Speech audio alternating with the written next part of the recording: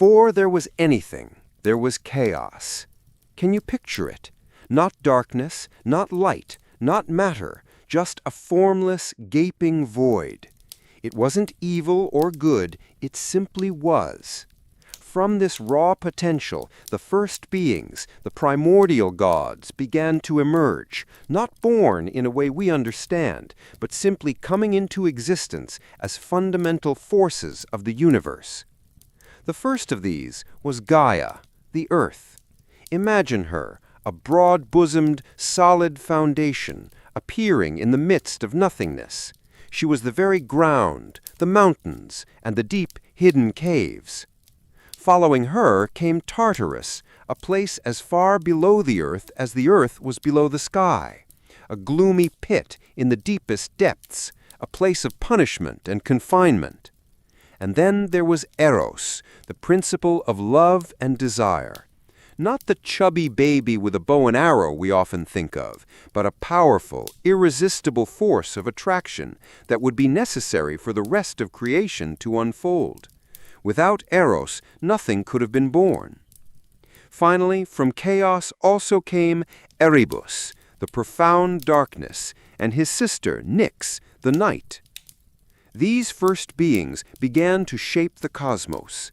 Erebus and Nyx, darkness and night, came together in the first act of love, and from their union came Aether, the bright glowing upper air, and Hemera, the day.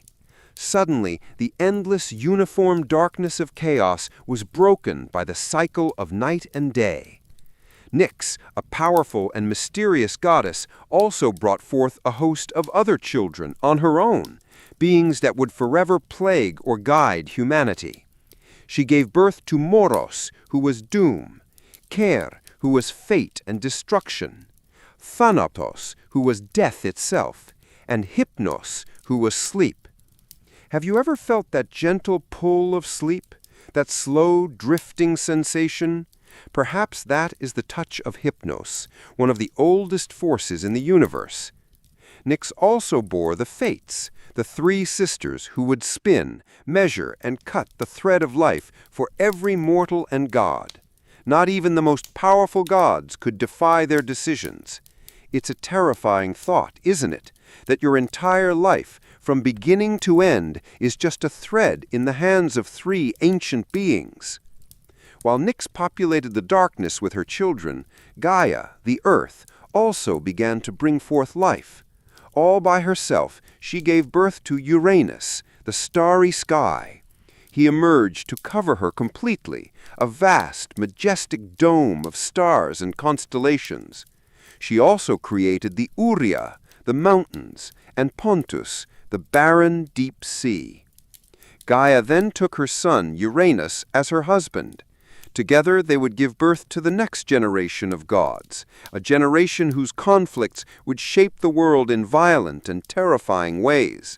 Their first children were a race of giants, each with a single glowing eye in the middle of their forehead. They were the Cyclopes, master craftsmen who were brilliant but unruly. Then came the Hekatoncheires, the 100-handed ones. Can you imagine such a creature? 3 brothers, each with 100 powerful arms and 50 heads. Their strength was immense, their appearance monstrous. Uranus, the sky, looked upon these powerful, monstrous children with fear and disgust. He saw them not as his offspring, but as a threat to his power. He couldn't bear the sight of them. So, as each of the Cyclopes and 100-handed ones was born, he would take them and push them back into the womb of Gaia, deep within the earth. This caused Gaia immense pain, a deep, groaning agony that spread through her entire being. She was being suffocated by her own children, trapped within her by the cruelty of her husband. Her love for Uranus turned to a simmering hatred. She began to plot her revenge, a plan that would set in motion a cycle of betrayal and violence that would echo for generations. To carry out her plan, Gaia needed a weapon. She reached into her own depths and created a new, hard, gray substance, flint. From this, she fashioned an enormous sickle, a razor-sharp blade with jagged teeth. Then she gathered her other children, the ones who had been allowed to live in the light. These were the 12 Titans, 6 sons and 6 daughters, who were beautiful and powerful, the perfect image of gods. Gaia showed them the sickle and told her of her pain, of their monstrous brothers trapped within her. She asked for their help in punishing their cruel father. But the Titans were afraid. They knew the power of Uranus, the sky that covered everything. Who could dare to raise a hand against him? All of them were silent, paralyzed by fear, except for one. Cronus, the youngest and most ambitious of the Titans, stepped forward. He felt no love for his tyrannical father, only resentment and a hunger for power. He took the great flint sickle from his mother's hands and agreed to her terrible plan. Gaia hid Cronus in a secret place and waited for Uranus to descend upon her that night. As the sky came down to embrace the earth, suspecting nothing, Cronus leapt from his hiding place. With the jagged sickle, he grabbed his father's genitals and sliced them off, casting them into the sea. Uranus let out a cry of agony and rage that shook the cosmos, and he pulled away from the earth, never to lie with her again. The separation of earth and sky was complete. But this act of violence had consequences. Drops of blood from Uranus's wound fell upon the earth, Gaia, and from them she conceived even more children. These were the Erinyes, or the Furies, terrifying goddesses of vengeance who would pursue and punish anyone guilty of killing their own family. The seeds of future suffering were sown in that very moment of liberation. From the sea where Uranus's genitals had been thrown, a white foam began to churn, and from that foam a goddess of incredible beauty arose, naked and perfect. This was Aphrodite, the goddess of love, beauty, and desire, born from a moment of terrible violence. With Uranus overthrown, Cronus became the new king of the cosmos. He and his sister, the Titan Rhea, ruled in his father's place.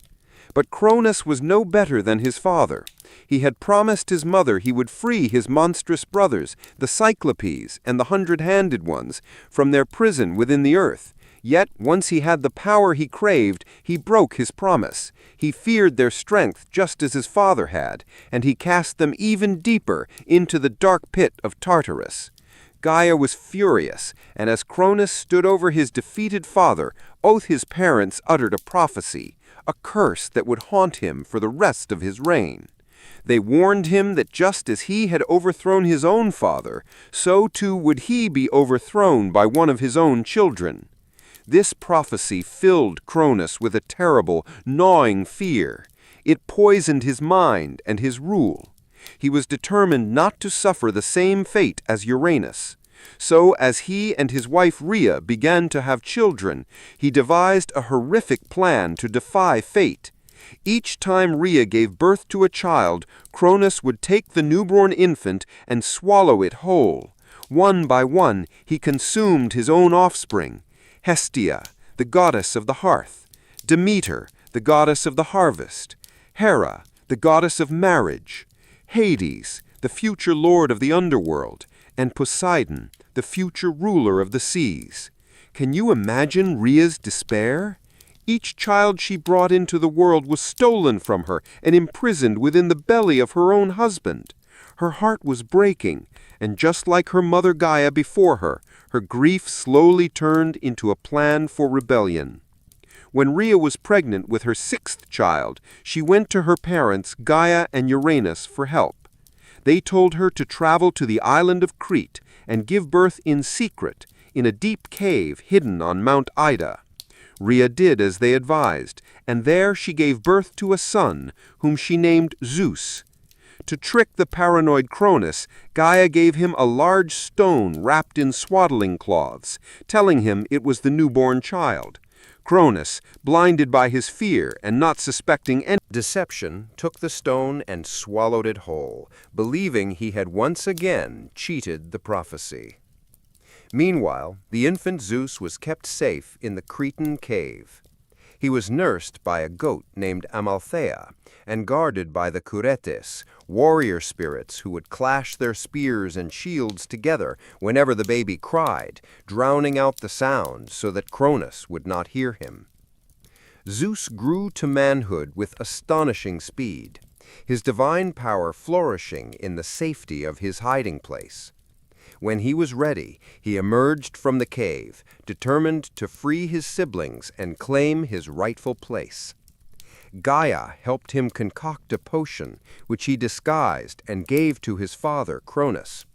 The potion made Cronus violently ill, and he began to vomit up everything he had swallowed. First came the stone, which he had swallowed last. Then, one by one, his children emerged, fully grown and unharmed: Poseidon, Hades, Hera, Demeter, and Hestia.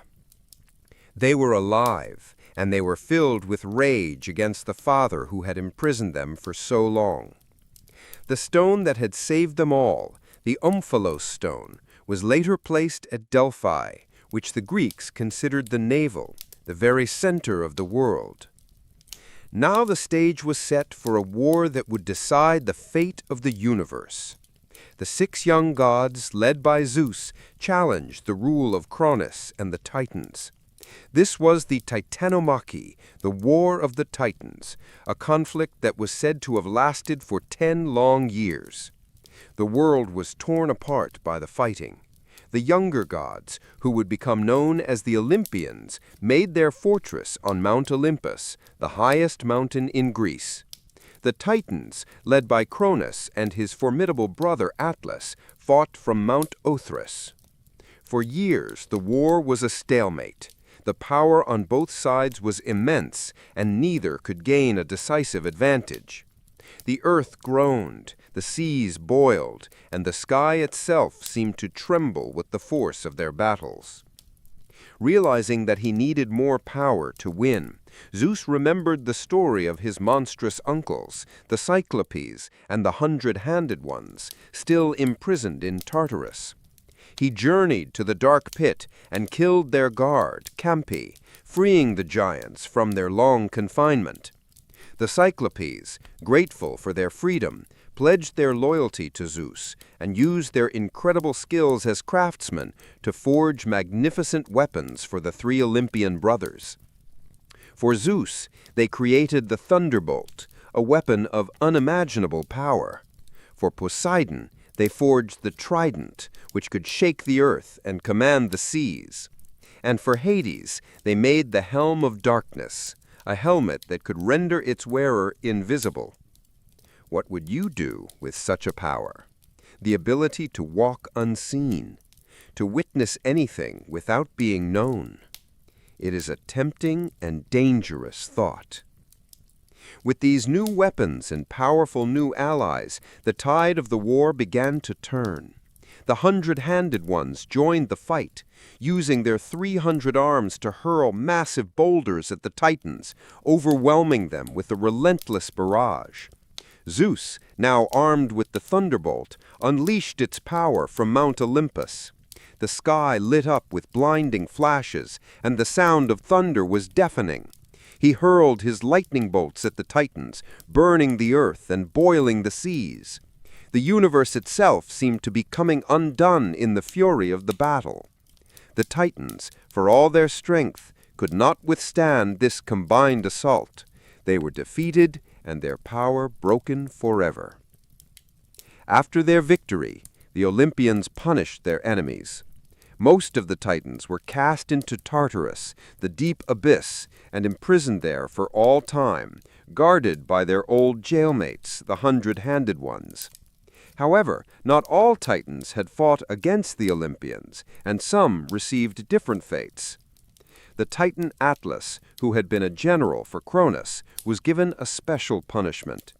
He was condemned to stand at the western edge of the world and hold up the heavens on his shoulders for eternity, a punishment that would prevent the sky and the earth from ever coming together in a destructive embrace again. With their enemies defeated and imprisoned, the 3 Olympian brothers, Zeus, Poseidon and Hades drew lots to divide the rule of the cosmos. Zeus, as the leader of the war, drew the sky, becoming the king of all gods and mortals. Poseidon drew the seas, becoming the ruler of all oceans and waters. And Hades drew the underworld, the realm of the dead. The earth, Gaia, was left as common ground for all.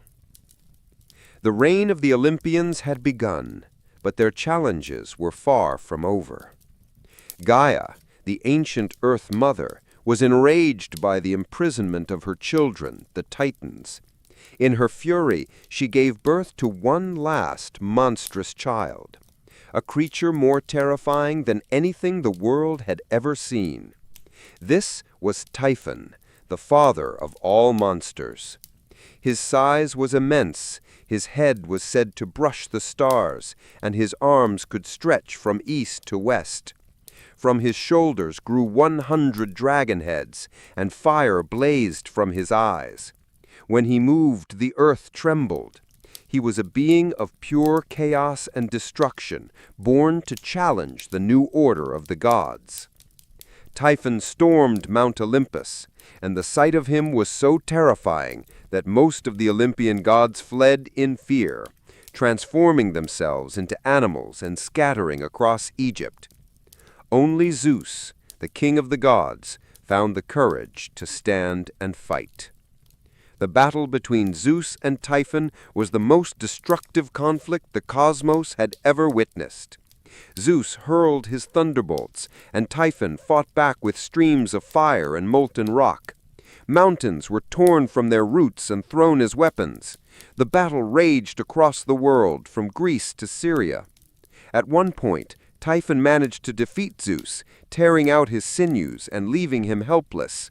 But Hermes, the messenger god, cleverly stole the sinews back and restored Zeus to his full strength. The final battle took place near Sicily. Zeus chased Typhon across the sea and finally trapped him by throwing the entire island of Mount Etna on top of him. To this day, the volcano's eruptions are said to be the fiery breath of the monster Typhon, still trapped and raging beneath the earth. With Typhon defeated, the rule of the Olympians was finally secure. They established their home on Mount Olympus, a realm high above the clouds, hidden from mortal eyes. There they lived in magnificent palaces, feasting on ambrosia and nectar, the food and drink of the gods, which made them immortal. 12 gods and goddesses were considered the most important, the great Olympians who ruled over all aspects of the world and human life. Do you have a favorite among them? Each had their own distinct personality, their own powers, and their own dramatic stories. Zeus, of course, was the king. He ruled the sky and was the god of thunder, lightning, law, order, and justice. His symbols were the eagle and the mighty thunderbolt. He was a powerful and often wise ruler, but he had a great weakness: his unending desire for goddesses and mortal women. His many affairs would cause endless trouble and conflict, both for the gods and for humanity. His wife was his sister, Hera. She was the queen of the gods and the goddess of marriage, women, and childbirth. Her symbols were the peacock and the cow. She was majestic and powerful, but she was also consumed by jealousy. She relentlessly pursued and punished Zeus's lovers and their children. Her rage created many of the most tragic stories in Greek mythology. Can you blame her? Imagine being married to the most powerful being in the universe, only to be constantly betrayed. Poseidon, Zeus's brother, ruled the seas. He was a moody and powerful god, capable of creating calm waters or furious storms with a single strike of his trident. He was the god of the sea, earthquakes, and horses, which he was said to have created from the sea foam. When his temper flared, he would strike the earth with his trident, causing earthquakes and tidal waves that could swallow entire cities. The third brother, Hades was lord of the underworld, the realm of the dead. He was not the god of death itself, that was Thanatos, but rather the ruler of the souls who had passed on. His realm was a gloomy, shadowy place, and he was a stern and unpitying god, but he was also just. He rarely left his kingdom, and he jealously guarded his subjects, ensuring that no soul ever escaped back to the world of the living. He was often feared by mortals who would not even speak his name, calling him the Rich One instead, because all the precious metals and gems of the earth belonged to him. Hestia, the eldest sister, was the goddess of the hearth, home, and family. She was the gentlest and most peaceful of the Olympians. She was so dedicated to her role that she took a vow of eternal virginity and never left Mount Olympus. Every home in ancient Greece had a hearth that was kept burning in her honor, a symbol of the warmth and stability of the family. Demeter, another sister, was the goddess of agriculture, grain, and the harvest. She controlled the fertility of the earth and the seasons. It was her joy that made the crops grow, and her sorrow that brought the barrenness of winter. Her story is one of the most poignant, a tale of a mother's love and loss that explains the very cycle of life and death in the natural world. Then there were the children of Zeus. Athena was born in a most unusual way. After Zeus swallowed his first wife, Metis, because of a prophecy that her son would overthrow him, he was struck with a splitting headache. Hephaestus, the smith god, split open Zeus's head with an axe, and out sprang Athena, fully grown and dressed in armor. She was the goddess of wisdom, courage, strategy in war, and craftsmanship. Unlike her brother Ares, she represented the strategic and disciplined side of warfare, not mindless bloodshed. Her city was Athens, and her symbols were the owl and the olive tree. Her twin siblings, Apollo and Artemis, were the children of Zeus and the Titaness Leto. Hera, in her jealousy, had forbidden any land under the sun to give Leto shelter to give birth. The tiny floating island of Delos took pity on her, and there she bore her divine children. Apollo was the god of music, poetry, prophecy, medicine, and light. He was the master of the lyre, and his oracle at Delphi was the most famous in the ancient world. Artemis was the goddess of the hunt, wild animals, and the moon. She was a fierce protector of her independence, and, like Hestia and Athena, was a virgin goddess who roamed the forests with her band of nymphs. Ares was the son of Zeus and Hera, and he was the god of war. But he represented the brutal, violent, and chaotic aspect of battle. He reveled in bloodshed and was often impulsive and unpopular among the other gods, even his own parents. He was a force of destruction, a stark contrast to his strategic sister Athena. Hephaestus was another son of Zeus and Hera, though some stories say Hera bore him alone out of spite. He was the god of fire, metalworking, and invention. He was born lame and misshapen, and his mother, disgusted by his appearance, threw him from Mount Olympus. He was rescued and became the greatest craftsman of the gods, forging their weapons and building their palaces in his workshop beneath a volcano. He was married to the beautiful Aphrodite, but it was a troubled marriage, as she was often unfaithful to him. Hermes, the son of Zeus and the nymph Maia, was the messenger of the gods. He was the god of travelers, merchants, thieves, and eloquence. He was known for his speed and his cunning, inventing the lyre on the very day he was born. With his winged sandals and his herald staff, the caduceus, he moved swiftly between the world of mortals, the underworld, and Mount Olympus, carrying messages and guiding souls to the afterlife. And finally, there was Dionysus, the god of wine, festivity, and madness. He was the son of Zeus and a mortal woman, Semele. When Hera tricked Semele into asking to see Zeus in his true divine form, the mortal woman was incinerated by his glory. Zeus managed to save the unborn Dionysus by sewing him into his own thigh, from which he was later born. Dionysus had a dual nature. He could bring joy and ecstasy, but also brutal, blinding rage. He wandered the world with his followers, the wild Maenads, spreading his cult of wine and abandon. These 12 gods and goddesses, with all their powers, flaws, and dramatic relationships, ruled the world from their high mountain home. But what about the world below? What about humanity? The creation of mortals is a story steeped in tragedy and defiance. The gods decided to create beings to inhabit the earth, and they gave this task to 2 Titan brothers, Prometheus, whose name means forethought, and Epimetheus, whose name means afterthought. Epimetheus was given the job of distributing qualities and abilities to all the animals. He gave them strength, speed, courage, fur, and feathers. But in his thoughtless way, he gave away all the best gifts, leaving nothing for the last creation, mankind. Humans were left naked, weak, and helpless in a world full of powerful beasts.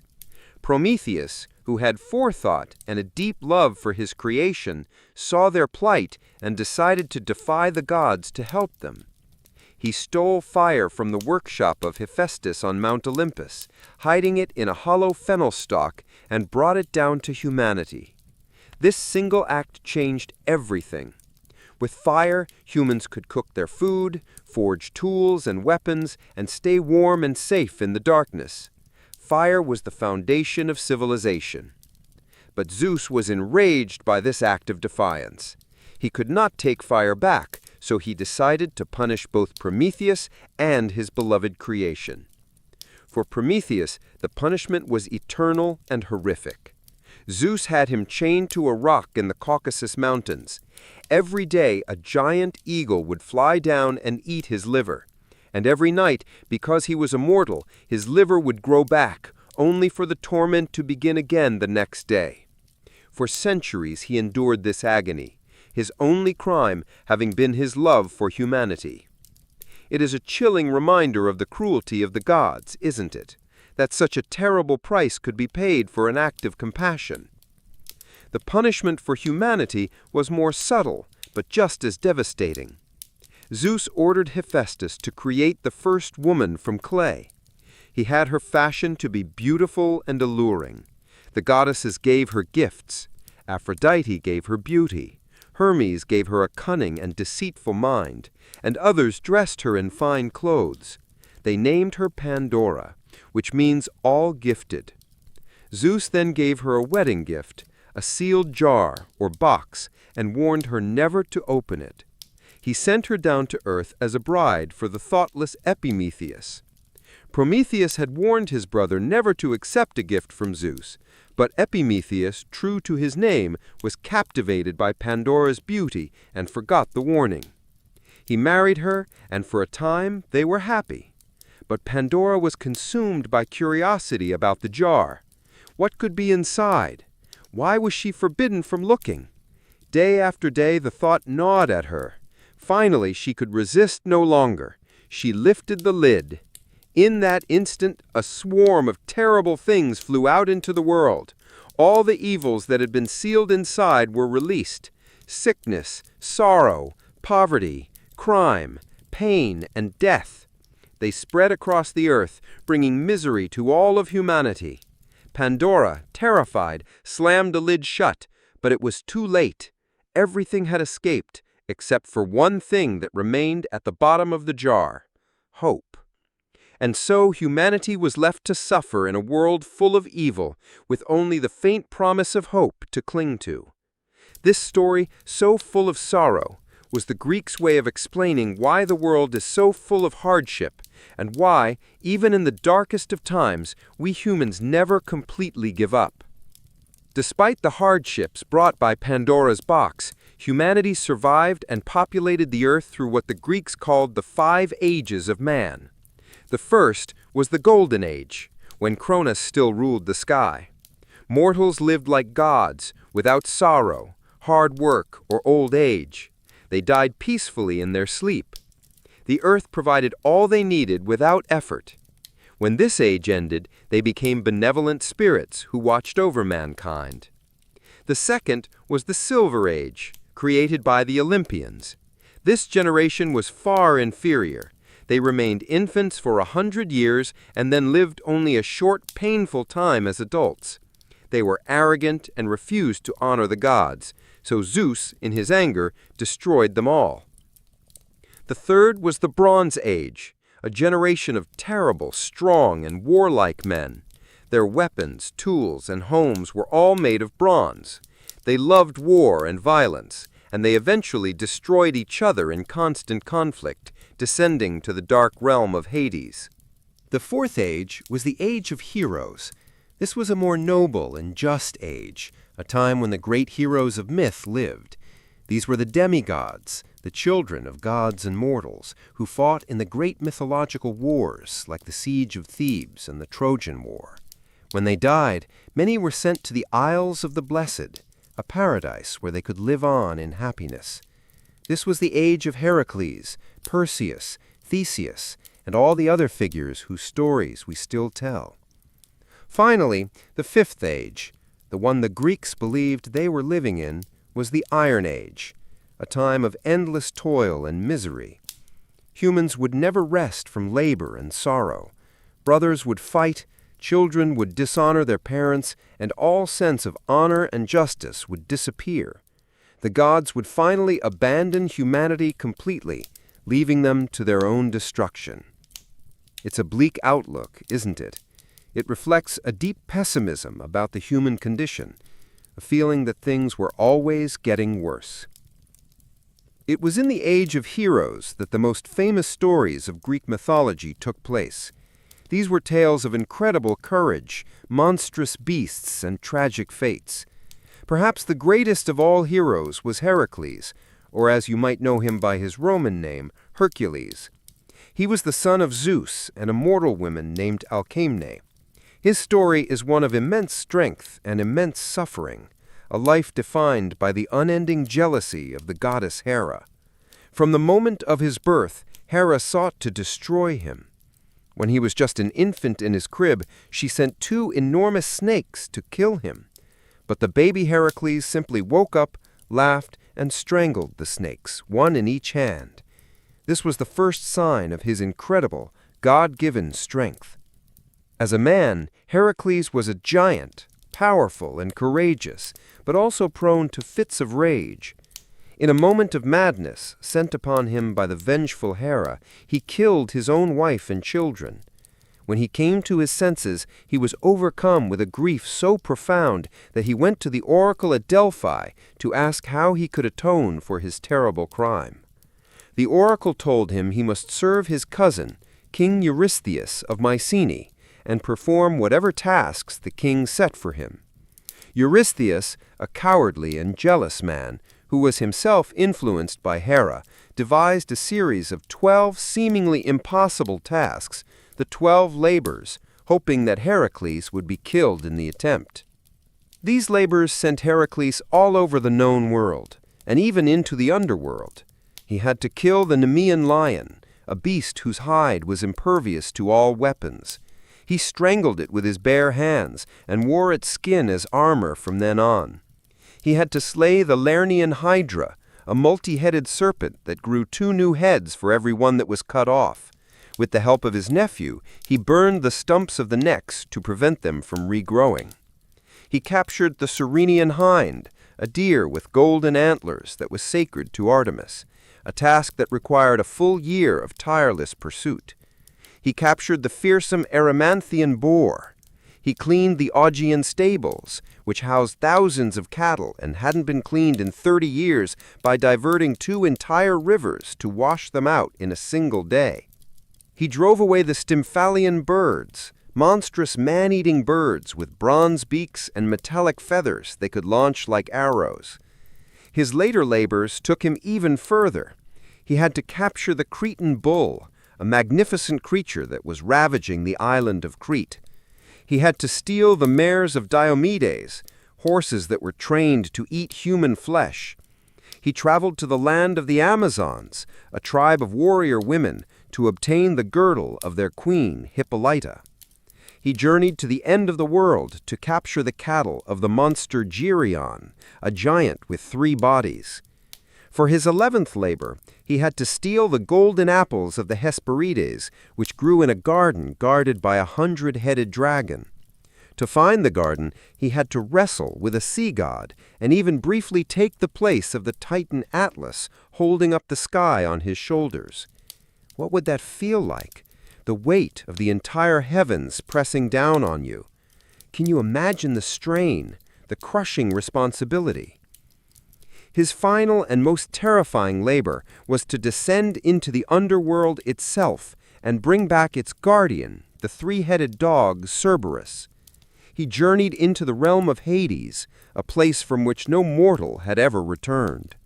He confronted the Lord of the Dead himself and was given permission to take the beast, but only if he could subdue it without using any weapons.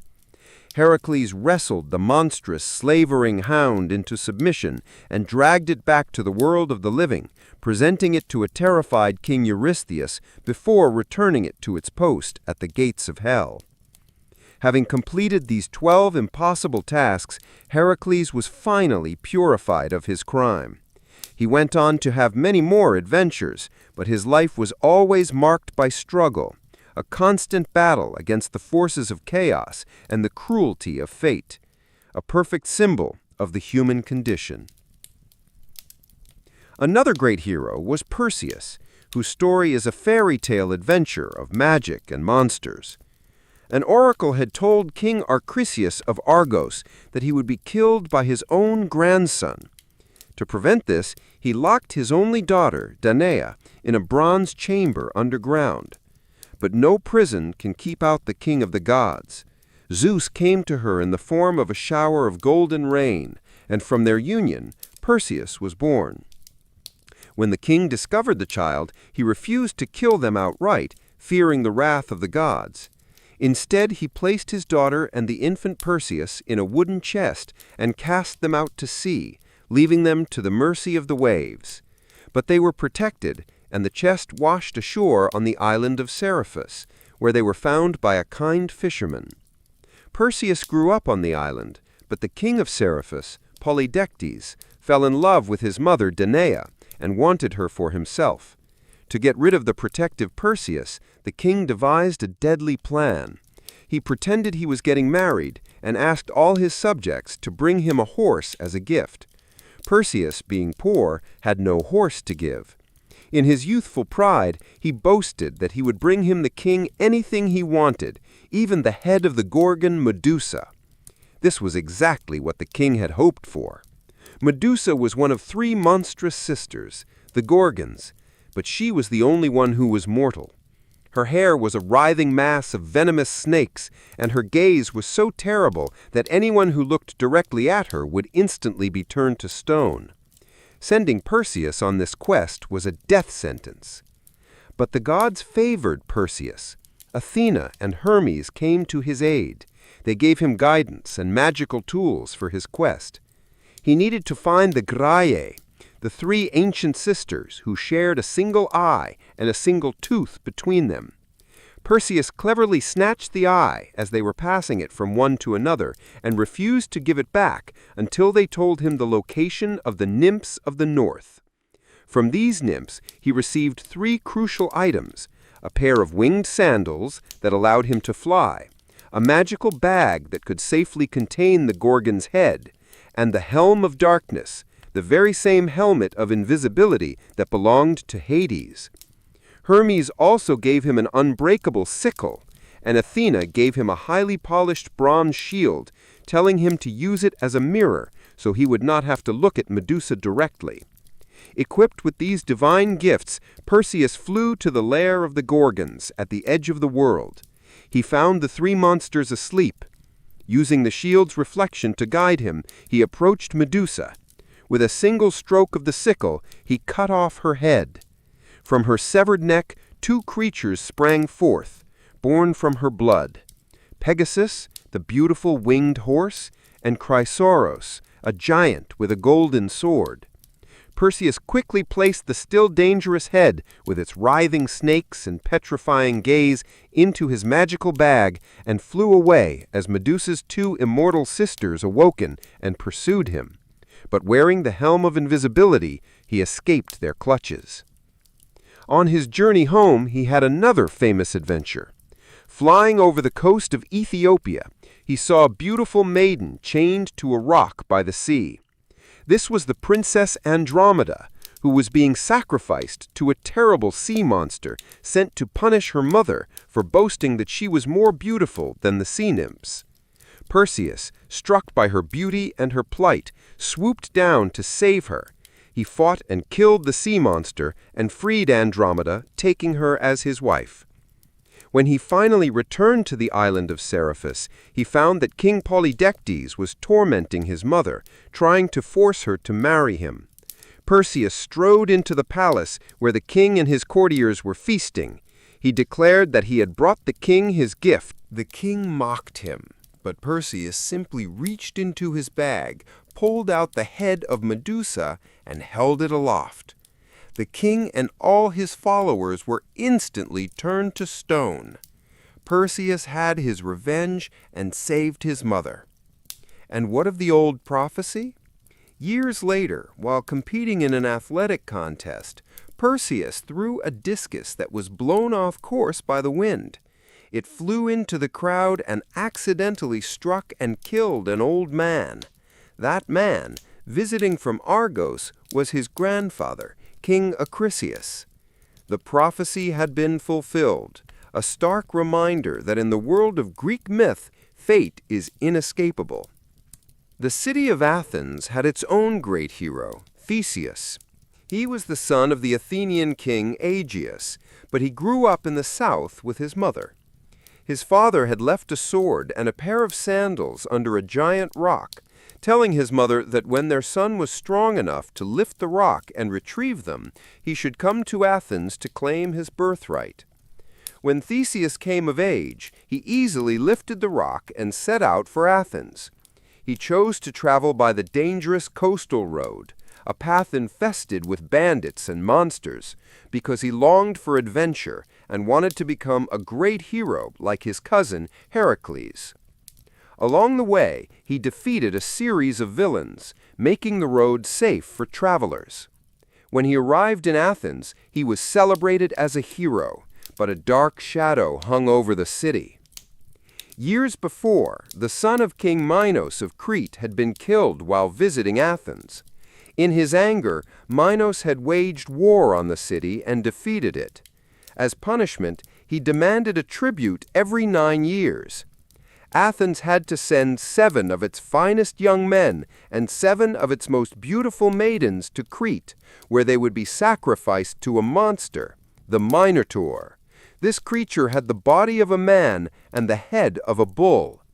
It was born from a curse the gods had placed on Minos' wife, and the king was so ashamed of it that he had his master craftsman Daedalus build a vast, intricate maze called the labyrinth to imprison it.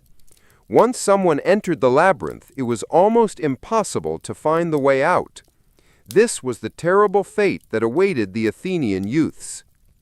Theseus, filled with courage and compassion, volunteered to be one of the 7 young men. He vowed to his father that he would kill the Minotaur and end the tribute forever. He promised that if he was successful, he would change the sail of his ship from black to white on his return journey, so his father would know he was safe. When they arrived in Crete, King Minos' daughter Ariadne fell in love with the handsome hero. She couldn't bear the thought of him being killed by the Minotaur, so she secretly went to him with a plan. She gave him a ball of thread and told him to tie one end to the entrance of the labyrinth and unwind it as he went so that he could find his way back out. She did this on the condition that if he survived, he would take her with him and marry her. Theseus entered the dark, twisting passages of the labyrinth. He followed the thread deeper into the maze until he reached its center, where he found the monstrous Minotaur. A terrible battle ensued. The monster was powerful, but Theseus was a skilled and determined warrior. He fought the beast with his bare hands and killed it, freeing Athens from its terrible curse. Following the thread, he led the other Athenian youths out of the labyrinth to safety. True to his word, he took Ariadne with him as his ship sailed away from Crete. But his promise to her was not kept. On the way back to Athens, they stopped at the island of Naxos, and for reasons that are still debated, some say he was ordered to by a god, others say he simply abandoned her. He sailed away while she was asleep, leaving her heartbroken on the shore. As his ship approached Athens, Theseus, in his excitement and perhaps his guilt over Ariadne, forgot his other promise. He forgot to change the black sail to a white one. His father, King Aegeus, had been waiting day after day on the cliffs, straining his eyes for a sight of the ship. When he saw the black sail in the distance, he was overcome with grief, believing his only son was dead. In his despair, he threw himself from the cliffs into the sea below. That sea is still called the Aegean Sea to this day. Theseus arrived home not to a joyful reunion, but to the news that his own forgetfulness had caused his father's death. He became the king of Athens and was a wise and just ruler, uniting the surrounding towns and creating the foundations of democracy. But his story, like so many others, was a mixture of heroism and tragedy, a life of great deeds forever shadowed by personal loss. Of all the heroic quests in Greek mythology, few are as epic as the voyage of Jason and the Argonauts in search of the Golden Fleece. Jason was the rightful heir to the throne of Iolcus, but his uncle Peleus had stolen it. Peleus had been warned by an oracle to beware a man wearing a single sandal. Years later, Jason arrived in the city to claim his throne, having lost a sandal while helping an old woman cross a river. That old woman was the goddess Hera in disguise, who would become her protector. The terrified Peleus, seeing the one-sandaled man of the prophecy, agreed to give up the throne, but only if Jason could complete an impossible quest: to travel to the distant, hostile land of Colchis at the edge of the Black Sea and bring back the legendary Golden Fleece. This fleece was the hide of a magical winged ram and was guarded by a dragon that never slept. Jason accepted the challenge and assembled the greatest band of heroes the world had ever seen. They were called the Argonauts, after their ship, the Argo, which was built with the help of the goddess Athena. The crew included Heracles, the twins Castor and Pollux, the musician Orpheus, whose music could charm even stones, and many other kings and heroes. Their voyage was long and perilous, a series of adventures that tested their courage and skill. They fought giants, escaped the deadly clashing rocks that crushed any ship that tried to pass between them, and freed a king who was being tormented by the Harpies, foul bird-like creatures that would steal his food. When they finally reached Colchis, its king, Aeetes, was furious at their request for the Golden Fleece. He agreed to give it to Jason, but only if he could perform a series of impossible tasks himself. He had to yoke a pair of fire-breathing bulls, plow a field with them, and then sow the field with dragon's teeth. From these teeth, an army of stone warriors would spring up, which he would then have to defeat. The tasks were designed to kill him, but once again, a princess fell in love with the hero. Medea, the daughter of King Aeetes, was a powerful sorceress and a priestess of the goddess Hecate. With the help of Hera and Aphrodite, she fell madly in love with Jason and decided to help him. Medea gave Jason a magical ointment that would protect him from the fire-breathing bulls. She advised him on how to defeat the stone warriors by throwing a rock into their midst, which would make them turn on each other in confusion. With her help, Jason completed the tasks, but King Aeetes still refused to give up the fleece. So that night, Medea led Jason to the sacred grove where the fleece was kept. She used her magic to put the sleepless dragon to sleep, allowing Jason to snatch the golden fleece from the tree where it hung. They fled back to the Argo and sailed away, with Medea at their side. The king pursued them, but Medea committed a terrible act to ensure their escape. She killed her own brother and scattered his body parts in the sea, forcing her father to stop and collect the remains for a proper burial, allowing the Argo to escape. Their return journey was just as difficult, but they eventually made it back to Iolcus with the golden fleece. However, Jason's story does not have a happy ending. Medea used her magic to trick the daughters of the usurper Peleus into killing their own father. This act horrified the people of Iolcus, and they drove Jason and Medea into exile. Years later, Jason abandoned Medea to marry a Greek princess, seeking a more politically advantageous match. Medea, consumed by a rage and a grief that was as powerful as her love had been, took a terrible revenge. She murdered Jason's new bride and even killed her own 2 sons that she had with Jason, leaving him completely alone and broken.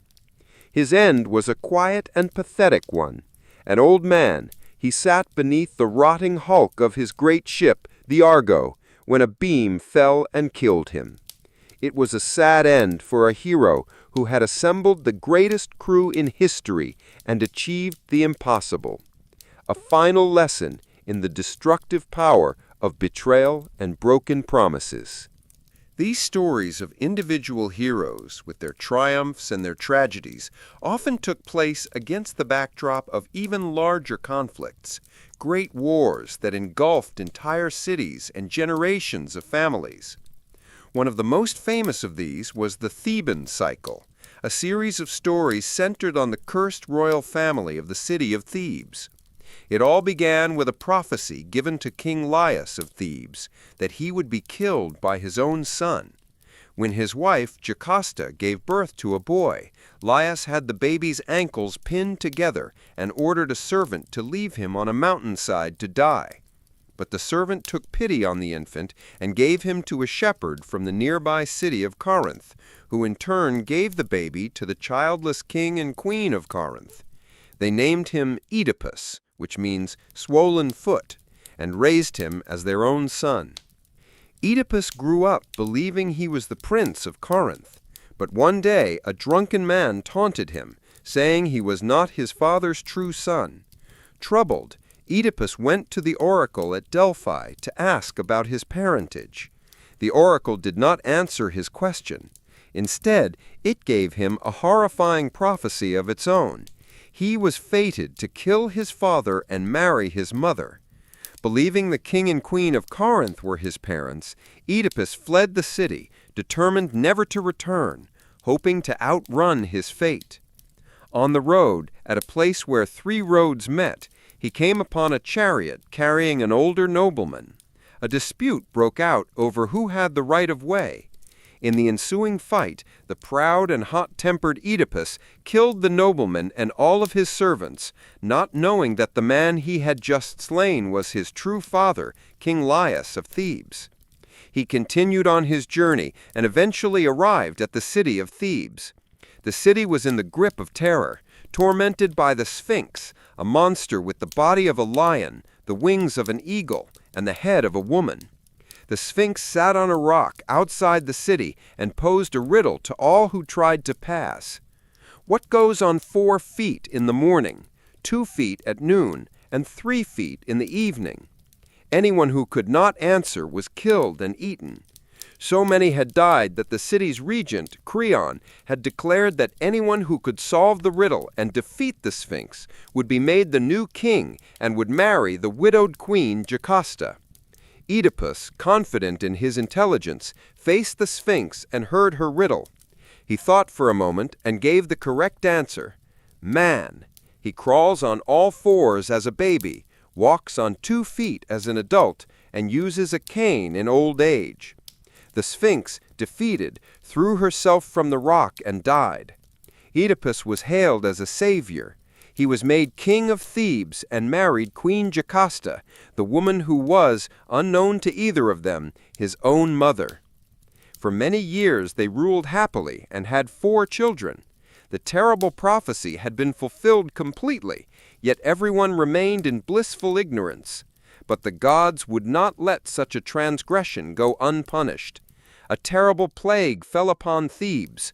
The crops failed, the people died, and the city was in despair. Oedipus, a good king, sent for the blind prophet Tiresias to find out the cause. The prophet refused to speak, but when Oedipus accused him of treason, Tiresias in his anger revealed the horrifying truth. Oedipus himself was the cause of the plague. He was the murderer of the former king, and he was living in a shameful union with his own mother. Oedipus, unable to believe such a thing, launched an investigation, determined to find the killer of Laius and clear his own name. But every piece of evidence he uncovered, every witness he interviewed, only brought him closer to the unbearable truth. Finally, a messenger from Corinth and the old shepherd who had saved him as a baby revealed the full story. The queen, Jocasta, realizing she had married her own son, went to her chambers and hanged herself. Oedipus, in a final act of despair, took the golden brooches from her dress and blinded himself with them, so he would never have to look upon the world or his own children again. He was driven into exile, a blind wanderer, forever marked by his tragic fate.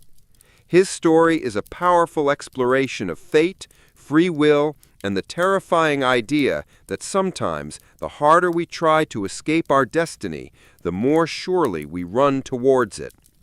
The most famous of all the Greek wars, however, was a conflict that would define the age of heroes and inspire the greatest epic poems ever written. This was the Trojan War, a 10-year struggle between the Greeks and the city of Troy. It all began not with a battle, but with a wedding. The sea nymph, Thetis, was marrying a mortal man, and all the gods and goddesses were invited to the celebration, except for one, Eris, the goddess of discord. Furious at being snubbed, Eris decided to cause trouble. She tossed a golden apple into the midst of the goddesses, inscribed with the words, "For the fairest." Immediately, 3 of the most powerful goddesses, Hera, Athena, and Aphrodite, each claimed the apple for herself. Their argument threatened to tear Olympus apart, so Zeus, wisely refusing to be the judge himself, declared that the matter would be decided by a mortal man, Paris, a prince of Troy, who was living as a shepherd. The 3 goddesses appeared before Paris, and each offered him a bribe. Hera offered him power, promising to make him king of all Europe and Asia. Athena offered him wisdom and victory in battle. But Aphrodite offered him the most beautiful woman in the world for his wife. Paris, a young man ruled by passion, chose Aphrodite's gift. He awarded her the golden apple, earning the eternal hatred of Hera and Athena, an act that would seal the fate of his city. The most beautiful woman in the world was Helen, the wife of Menelaus, the king of Sparta. When Paris later visited Sparta as a guest, he violated the sacred laws of hospitality.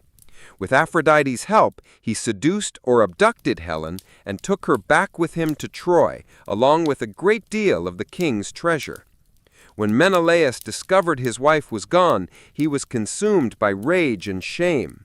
He went to his brother Agamemnon, the powerful king of Mycenae, who agreed to help him lead a great expedition to get her back. They called upon all the kings and heroes of Greece to honor their old oaths of allegiance and join the war. An enormous fleet was assembled, 1,000 ships to carry the greatest army the world had ever seen. The heroes who answered the call were legendary.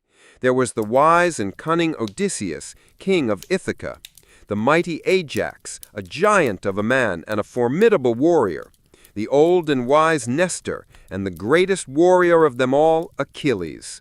Achilles was the son of the sea nymph Thetis, the very bride whose wedding had started all the trouble. His mother had dipped him in the magical river Styx as an infant, making his entire body invincible, except for the heel by which she held him. He was fated to have a short but glorious life, and though his mother tried to hide him, he could not resist the call of glory and joined the war. The Greek army sailed for Troy, a magnificent city on the coast of Asia Minor, protected by massive walls that were said to have been built by the gods themselves. The Trojans were led by their noble king Priam and his many brave sons, chief among them the great warrior Hector, who was as valiant and skilled as Achilles himself. For 9 long years the Greeks laid siege to the city of Troy. The war was a brutal stalemate. The Greeks could not break through the city's impenetrable walls, and the Trojans could not drive the Greek army from their shores. The fighting was fierce, with countless battles fought on the plains before the city. The gods themselves took sides, intervening in the fighting to help their favorite heroes. Hera and Athena, still angry at Paris, aided the Greeks. Aphrodite and Ares supported the Trojans. Apollo often helped Hector, while Poseidon sometimes favored the Greeks. The war on Earth was a mirror of the conflicts and dramas of Mount Olympus. The 10th and final year of the war was the most dramatic, and its events are told in the great epic poem, the Iliad. The conflict began not with the Trojans, but between the Greeks themselves. Agamemnon, the leader of the army, insulted Achilles by taking a captive woman from him. Achilles, whose pride was as great as his strength, was enraged. He withdrew from the fighting, taking his elite soldiers, the Myrmidons, with him. He sat in his tent and refused to fight, a decision that would have devastating consequences for the Greeks. Without their greatest warrior, the tide of the war turned in favor of the Trojans. Led by the mighty Hector, the Trojans pushed the Greeks back, almost driving them into the sea and setting fire to their ships. The Greeks were desperate. Agamemnon offered to return Achilles' captive woman, along with vast treasures, but Achilles' pride would not let him relent. Finally, Achilles' closest friend and companion, Patroclus, could bear it no longer. He begged Achilles to let him wear his famous armor and lead the Myrmidons into battle, to rally the terrified Greeks. Achilles agreed, but he warned Patroclus only to drive the Trojans back from the ships and not to pursue them to the city walls. But Patroclus, caught up in the fury of battle and his own success, forgot the warning. He drove the Trojans all the way back to their city. There, at the Scan Gate, he was killed by the great Hector, who stripped him of Achilles' armor. The news of his friend's death shattered Achilles. His grief was immense, and it turned into an all-consuming rage. He vowed to have revenge on Hector. His mother, Thetis, went to the smith god Hephaestus, who forged a new set of magnificent armor for him. Achilles returned to the battlefield, a terrifying force of destruction. He drove the Trojan army before him like a storm, slaughtering them without mercy. He fought the river god Scamander and choked the river with bodies. Finally, he faced Hector in single combat before the walls of Troy. The duel was epic, a battle between the two greatest warriors of the age. But Hector's fate was sealed.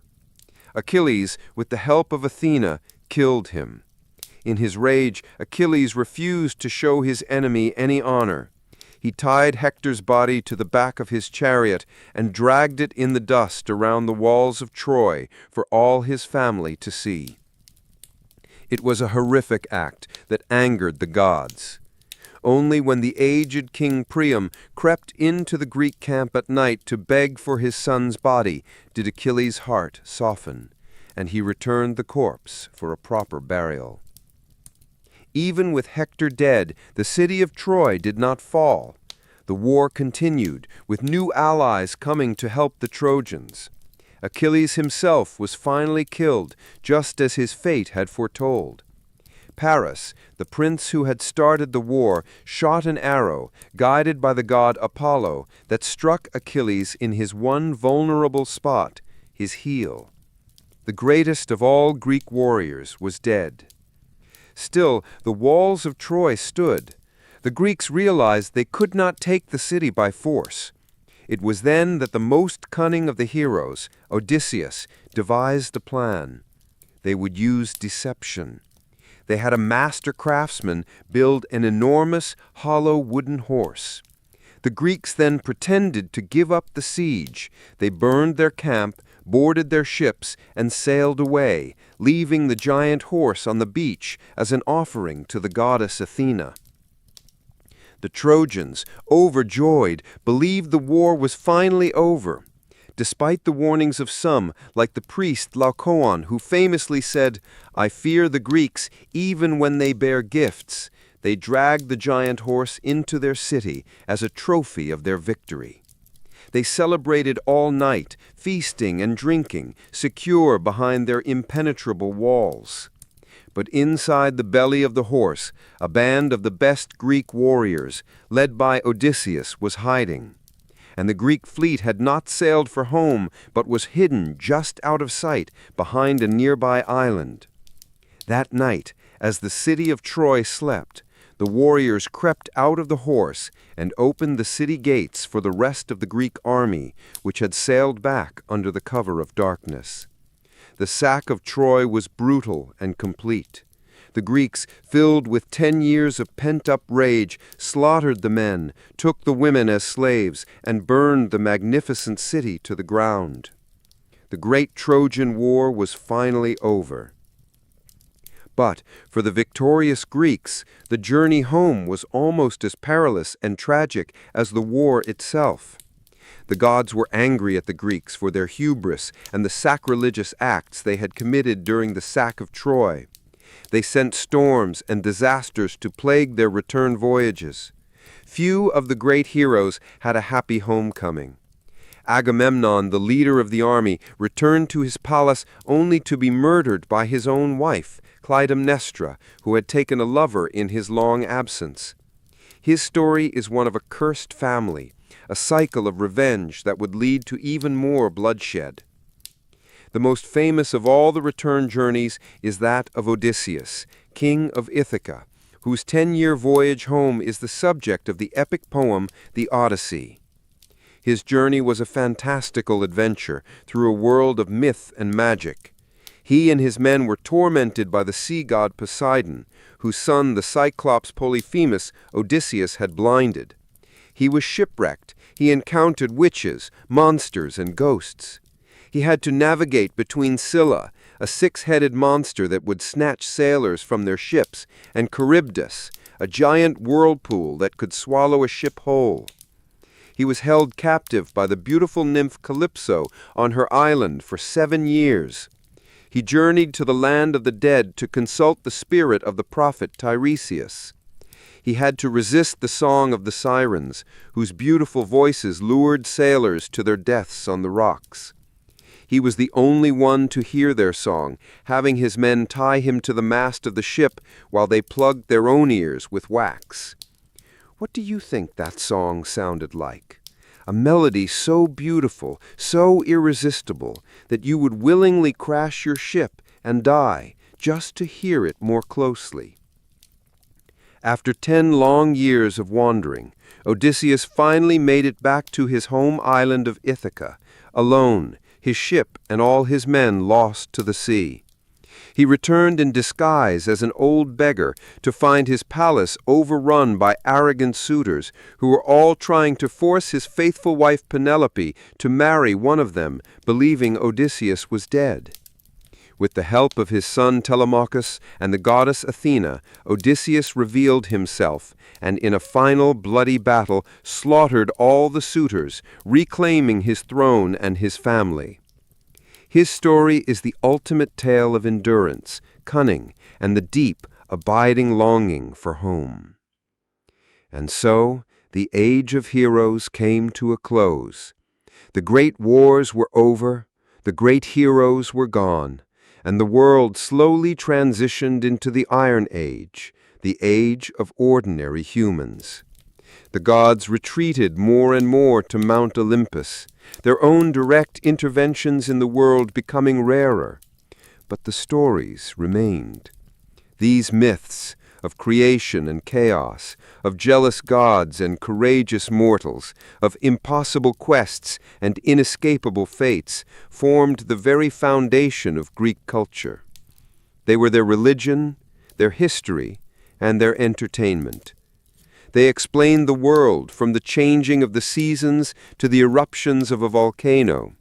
They explored the deepest questions of human existence, the nature of love and war, justice and vengeance, pride and humility, life and death. As you drift now deeper into sleep, let these ancient figures walk through your dreams. Picture the swirling void of chaos giving way to the solid earth of Gaia. Feel the awesome power of Zeus's thunderbolt and the crushing weight of Atlas's burden. Sail with Jason on the Argo and descend with Heracles into the underworld. Stand with the heroes on the plains of Troy and wander with Odysseus on his long journey home. These are more than just stories. They are a window into the soul of a civilization, a tapestry woven with the brightest threads of imagination and the darkest threads of human fear. They remind us that even in a world governed by powerful and often cruel forces, there is always a place for courage, for cunning, for love, and for that last thing left in Pandora's jar, hope. Let these tales be your companions tonight as you journey into the quiet, peaceful realm of Hypnos, the ancient god of sleep. Good night. Explore the tales that were whispered about them in the quiet of the night. Demeter's sorrow turned to a cold, hard fury. She was angry at Hades for stealing her daughter, but she was even angrier at Zeus for allowing it to happen. In her rage, she abandoned Mount Olympus and came down to earth, disguised as an old woman. She declared that until her daughter was returned, the earth would remain barren. No seed would sprout, no tree would bear fruit. A terrible famine spread across the world. The plows of oxen were useless, and humanity was on the verge of extinction. The gods were worried, as there would be no mortals left to offer them sacrifices. Zeus sent messenger after messenger to plead with Demeter, but she would not relent. Her grief had frozen the world. Finally, Zeus had no choice. He sent Hermes, the messenger god, down to the underworld to order Hades to release Persephone. Hades, bound by the laws of Zeus, had to obey, but he was clever. Before he let Persephone go, he offered her one last thing to eat, a single glistening pomegranate seed. Persephone, who had refused all food in her sorrow, ate the seed. This was a trick. In the ancient world, anyone who ate the food of the underworld was bound to it forever. When Persephone was reunited with her joyful mother, Demeter was overjoyed, and the earth began to bloom again. But when she learned that her daughter had eaten the pomegranate seed, she fell back into despair. A compromise had to be made. Because she had eaten the food of the dead, Persephone would have to spend part of every year in the underworld as Hades' queen. The rest of the year she could return to the world above to be with her mother. And so the seasons were created. When Persephone is with her mother, Demeter is happy and she allows the earth to be fertile and green. This is spring and summer. But when the time comes for Persephone to return to the underworld, Demeter grieves once more, and the earth becomes cold and barren. This is autumn and winter. Every year this cycle of loss and return, of sorrow and joy plays out, a divine drama that governs the very life of the world. Demeter's sister, Hestia, was a far quieter goddess. She was the firstborn of Cronus and Rhea, and therefore the last to be regurgitated, making her both the eldest and the youngest of the siblings. She was the goddess of the hearth fire, the symbol of the home and the state. While other gods had grand adventures and tumultuous relationships, Hestia remained on Olympus tending the sacred fire of the gods. Poseidon and Apollo sought her hand in marriage, but she swore a vow of chastity to Zeus, dedicating herself to her duties. She was the most gentle and beloved of the gods, representing stability, peace, and the warmth of community. The first part of every sacrifice was offered to her, a recognition of her place at the very center of both divine and mortal life. In a world of chaos and conflict, she was a point of serene stillness. Of all the Olympian children, none was more brilliant or more revered for her intellect than Athena. Born fully formed from the head of Zeus, she inherited his wisdom without his volatile passions. She was the goddess of strategic warfare, a stark contrast to her brother Ares's love for mindless slaughter. She was the patron of heroes, offering her wise counsel and divine aid to figures like Perseus, Heracles, and especially Odysseus, whom she admired for his cunning mind.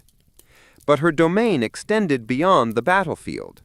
She was a master craftswoman, the goddess of weaving, pottery, and all the practical arts that formed the basis of civilization.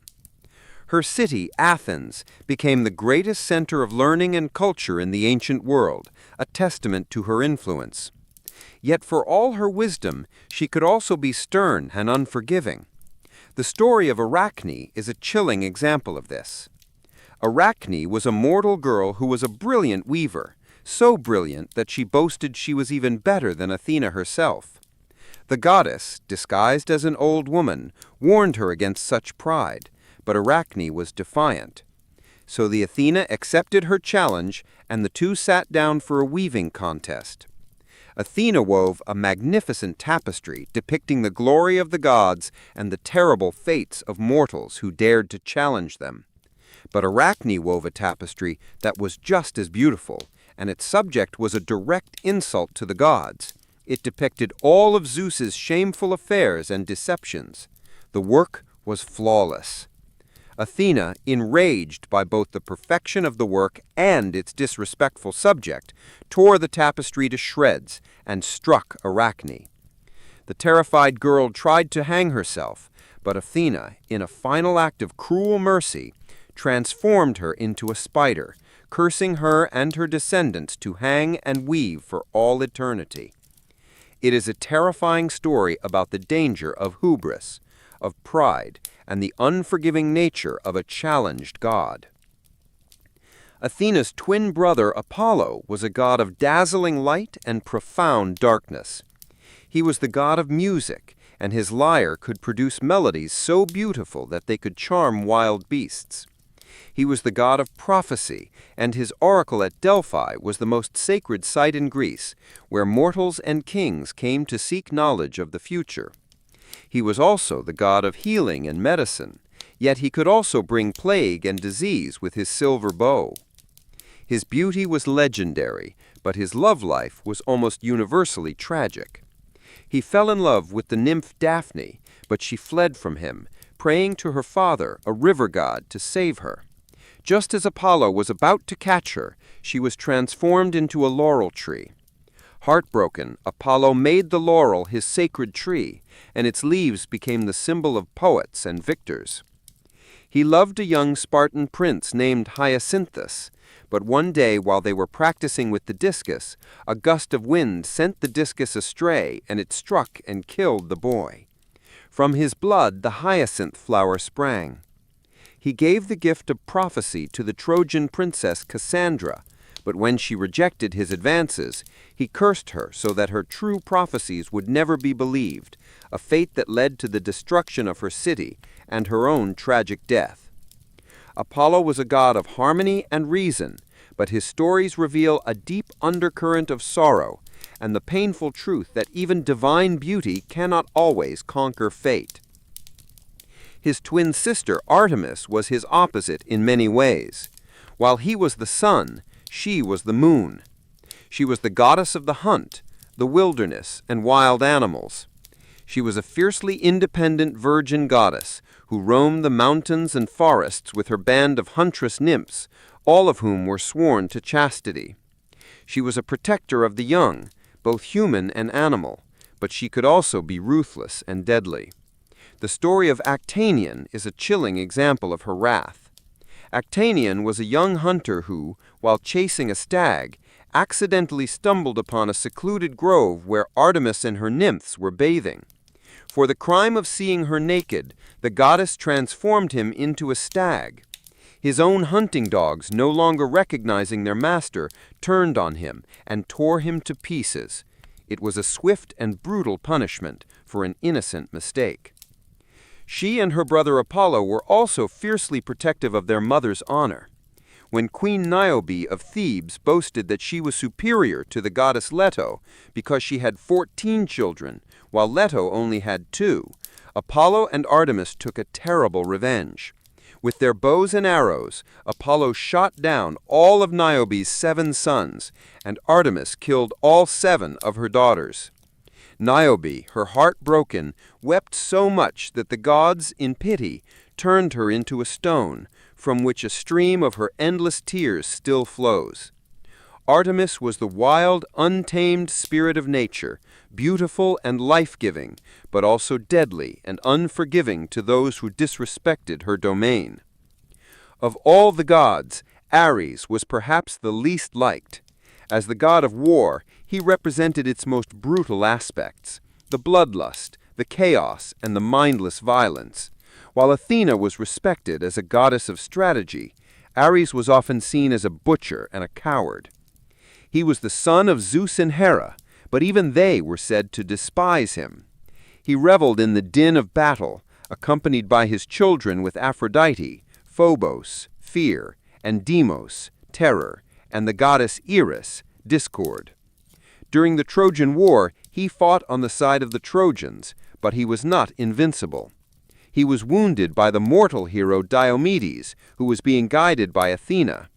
Ares let out a cry of pain as loud as 10,000 men and fled back to Olympus to complain to Zeus, who only scolded him for his love of strife. His most famous story is one of humiliation, not glory. His long-running affair with Aphrodite, the wife of his brother Hephaestus, was an open secret on Olympus. The clever smith god, tired of being dishonored, forged an invisible, unbreakable net and hung it over his bed. He then pretended to leave on a journey. As soon as he was gone, Ares came to Aphrodite's chambers, but as they lay together, the net fell, trapping them in an inescapable and embarrassing embrace. Hephaestus then called all the other gods to come and witness the humiliating spectacle. They all laughed at the trapped lovers, a moment of divine comedy at the expense of the god of war. Hephaestus, the cuckolded husband, was a figure of both tragedy and genius. Born with a lame leg, he was so unsightly that his own mother Hera cast him from the heavens. He was rescued by sea nymphs and grew up to be the most skilled craftsman in the universe. In his forge, located under the volcano Mount Etna, he created wonders. He forged Zeus's thunderbolts, Poseidon's trident, and Achilles' armor. He built the magnificent bronze palaces of the gods on Olympus. He even created automatons, lifelike robots made of metal that served him in his workshop. His revenge on his mother was a work of cunning artifice. He built a beautiful golden throne and sent it to her as a gift. When Hera sat in it, invisible chains sprang forth and bound her. None of the other gods could free her. They had to beg Hephaestus to return to Olympus, which he only did after Dionysus got him drunk on wine. He was the hard-working, unglamorous god, the brilliant artisan whose skill was essential to the god's splendor, yet he was always an outsider, a figure of mockery for his limp and his wife's infidelity. His story is a powerful reminder that even among the gods, true worth is not always found in beauty or physical perfection. In stark contrast to the lumbering Hephaestus was the swift and clever Hermes. He was the messenger of the gods, the god of commerce, travelers, and thieves. On the very day he was born, he snuck out of his crib, found a herd of cattle belonging to his brother Apollo, and stole them, cleverly making them walk backward and wrapping their hooves to hide their tracks. When confronted by a furious Apollo, the infant Hermes innocently denied everything, but the evidence was overwhelming. To appease his brother, Hermes revealed an instrument he had just invented, the lyre, made from a tortoise shell. Apollo was so enchanted by the beautiful music that he traded his entire herd of cattle for the new instrument. This story captures the essence of Hermes. He was a trickster, a brilliant inventor, and a smooth negotiator. With his winged sandals, he moved between worlds, carrying messages from Olympus to Earth and guiding the souls of the dead to the Underworld, a role that earned him the title Psychopomp, or Guide of Souls.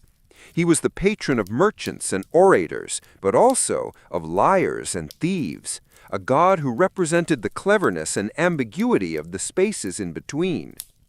The last of the great Olympians to be accepted was Dionysus, and his story is one of the most dramatic.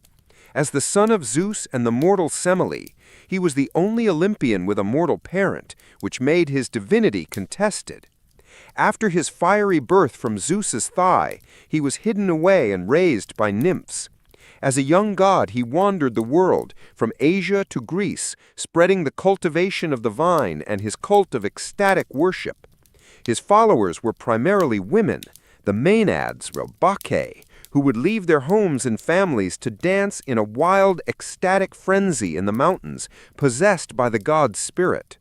Dionysus was a god of duality. He brought the joy and liberation of wine, the inspiration of theater, and a connection to the raw, untamed forces of life.